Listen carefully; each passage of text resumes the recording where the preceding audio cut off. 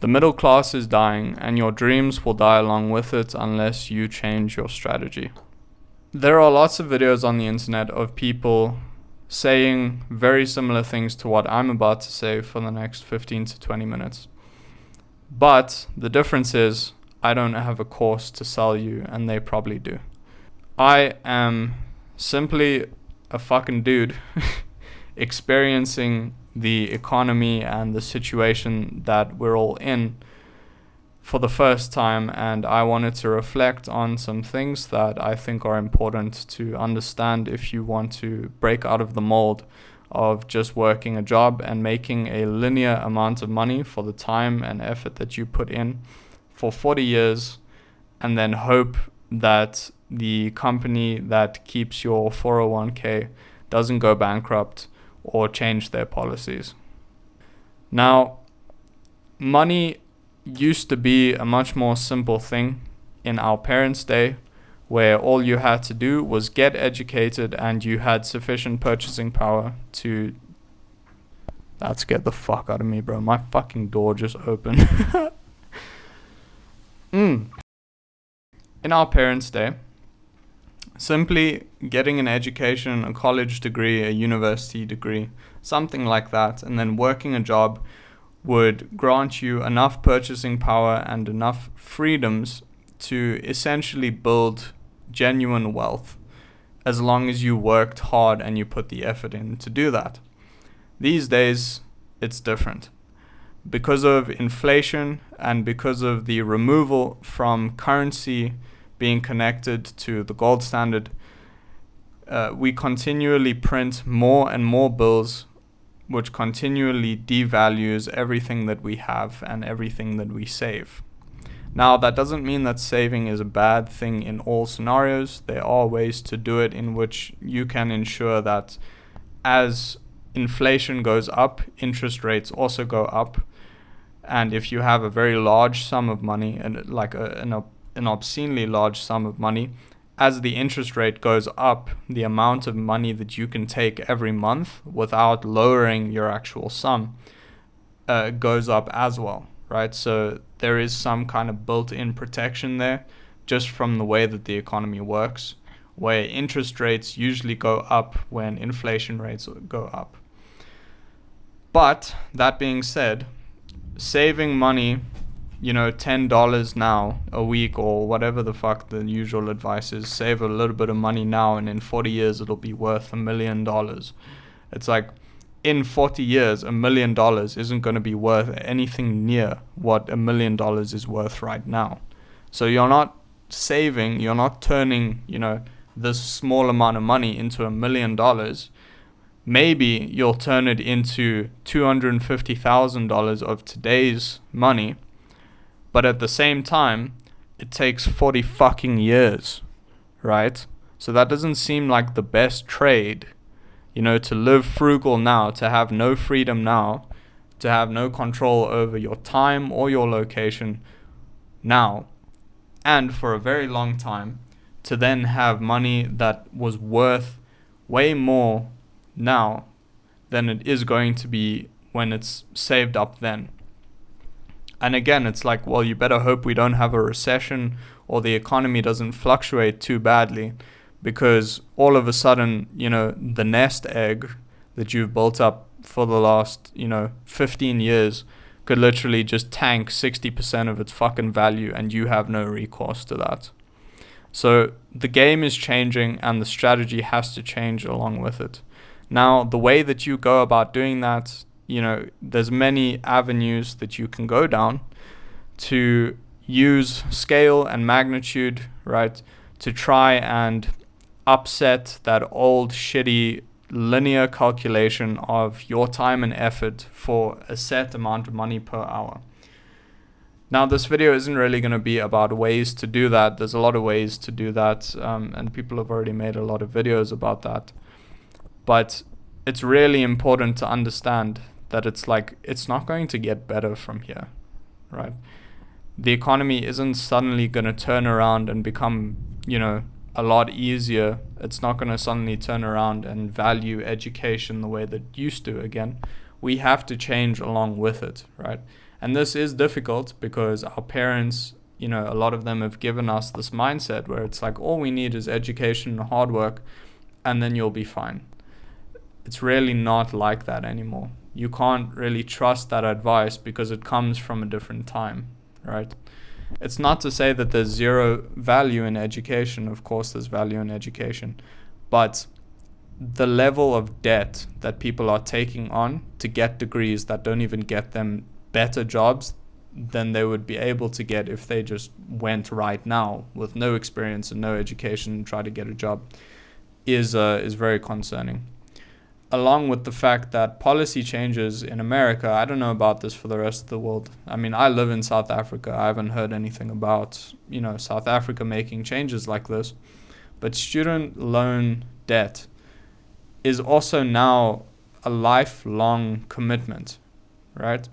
Because usually, I think with any other kind of debt, if you gamble your house away, if you lose your job, if you fucking have to spend a shitload of money on medical bills, you can claim bankruptcy and literally wipe that slate clean. Now, of course, there's consequences to claiming bankruptcy, right? But it's like, if you're in a fucking pinch, if you really need to, you have that option, right? You can literally just wipe that shit clean.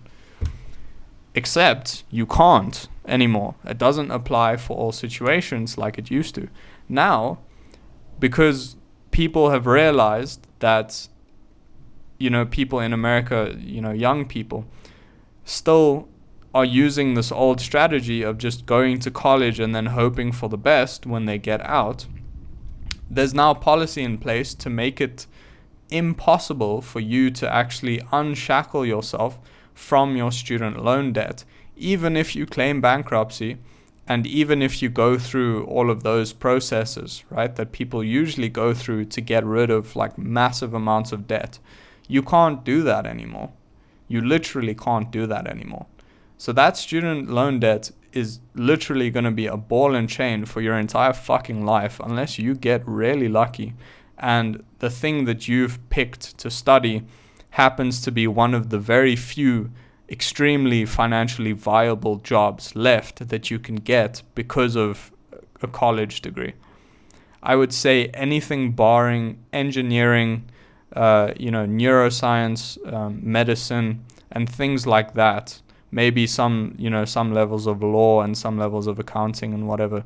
But even those, I mean, I can't speak to the rest of the world, but in South Africa, people who have, incredible levels of education in law are struggling to fucking find jobs and shit. Literally people with like 4 years of education, 1 year of like free work that they don't get paid for, right? And they still can't find a job. Literally, they can't find a job. They can't find anything better than minimum wage after 5 years and God knows however many fucking thousands of rands spent on education, right? The strategy really has to change.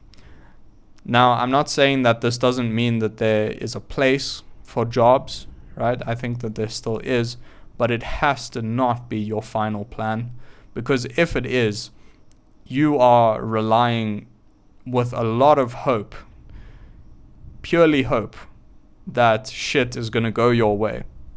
And it really might not. It might, but it really fucking might not as well. Right?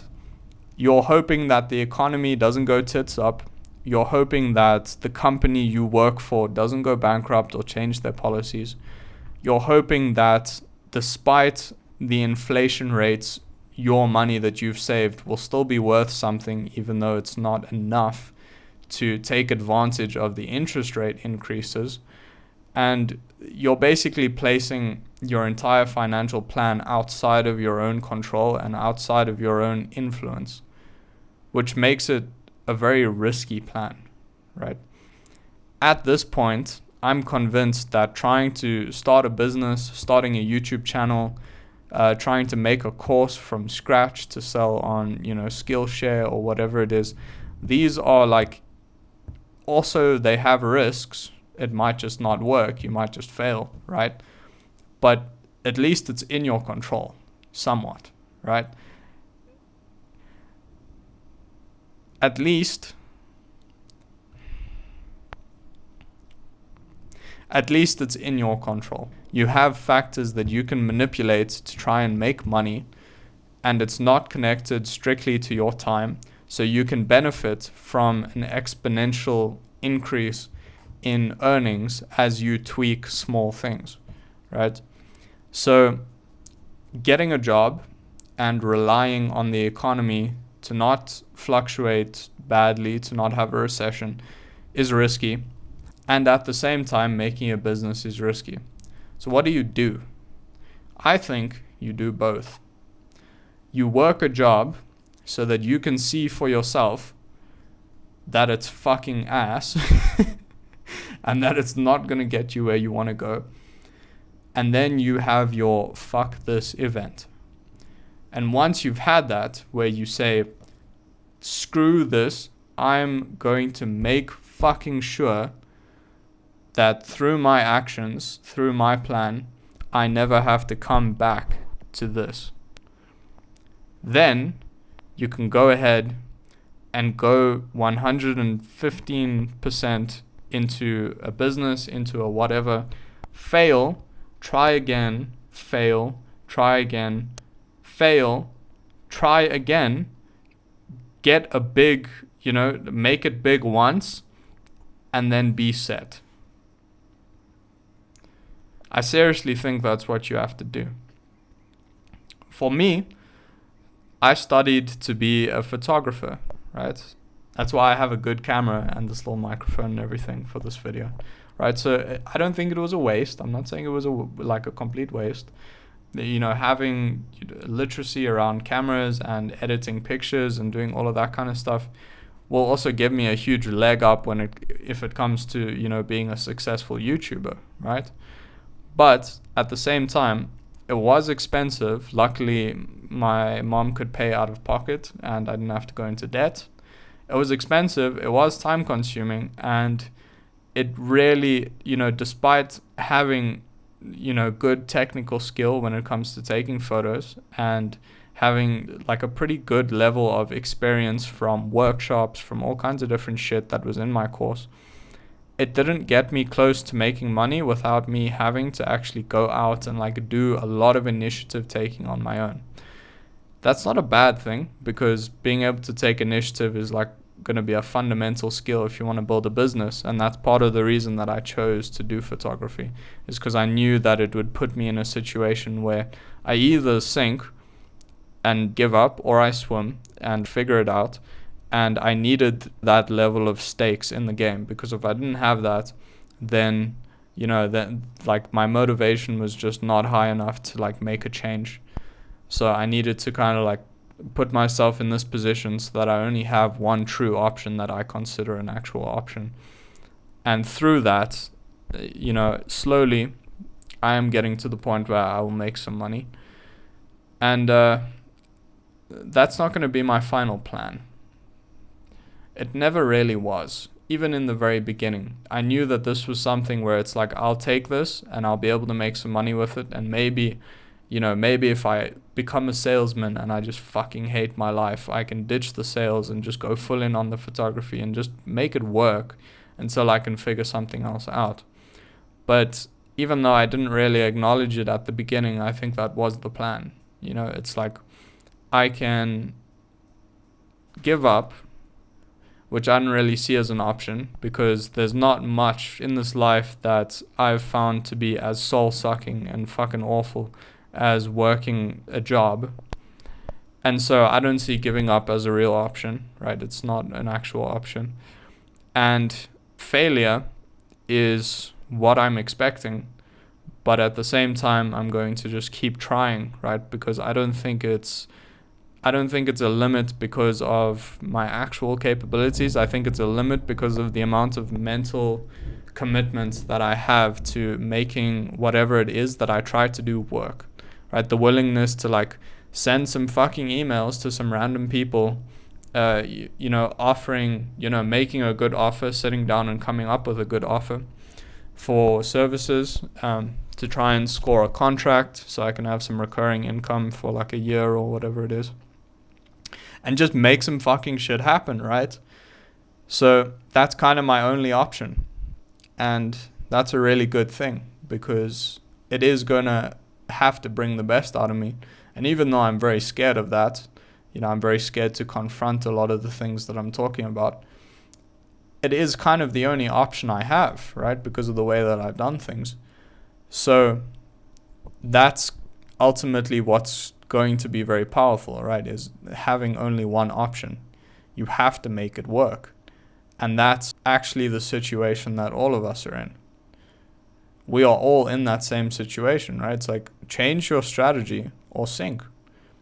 The only two real options you have.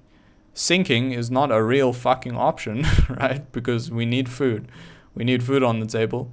We don't want to be fucking spending all of our time away, our most valuable asset, really. We don't want to just be giving it away for fuck all money, to some dickhead who's doing really well because we've decided to work for him, instead of making a company that has employees that will work for us. The strategy change is going to be difficult, and it's going to also take a lot of mental resilience to put up with how negative and hopeless people are in general towards anyone who wants to change the plan and not fit with the fucking mold. But it's going to be important. Use self-improvement YouTubers and use free communities you can find. Like Hamza's community is free now, Adonis Gang. It's like his level down from Adonis School. But, I've sat in it, honestly. I still think it's a good influence. Just because it's a break from all of the people who are completely hopeless, who have a complete doomer attitude towards the world, and who ultimately don't really want you to succeed, because if you do, it's going to remind them of the things that they've given up on, and they will resent you for doing that. So with all of that said, find something that has either a large scale or a high magnitude, and push on those two variables and make some fucking money with it. One other thing is that more money will never fix money management problems. So if you're shit at handling money, right, sort that out too. I don't care what you have to do. Read fucking books, go to therapy. It doesn't really matter. Watch more self-improvement YouTubers. Maybe take a bit of a spiritual journey and realize that Jordans and a fancy car is never going to make someone love you implicitly. So if you want implicit, unconditional love, none of those things are going to get you closer to it. It's really important that you understand that, because it's so easy to be in the shits, right? And try and find a way out that doesn't come from within yourself, because that's what we all do. That's what everyone markets you to do, because ultimately, if the way comes from within, no one can sell you that. I mean, people can still make courses, and people can still say, well, if you don't do it my way, you'll never succeed, so you should do it my way. And that's fair, right? That's fair. But hey, guess what? I don't have a fucking course to sell you, right? I'm just a dude, really, on self-improvement, trying to get to the point where men have an actual place to go when life gets really tough. And if I can do that just by giving a bit of advice about some experience that I've had, I want to do that. So it is purposeful for me, this work, in that sense, where it's like, I sit here, I have my own insecurities, I have my own shit to deal with.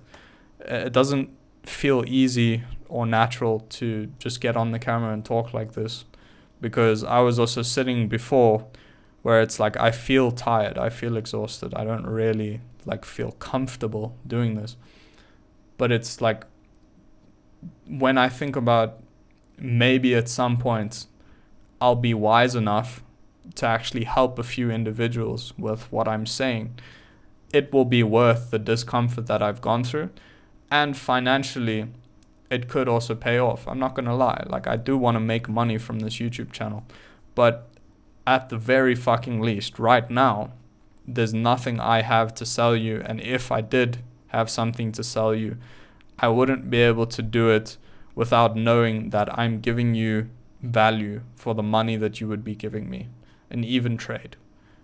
So anyway, do some meditating, do some journaling, read some fucking books, do some push-ups, and I'll see you skank bastards later.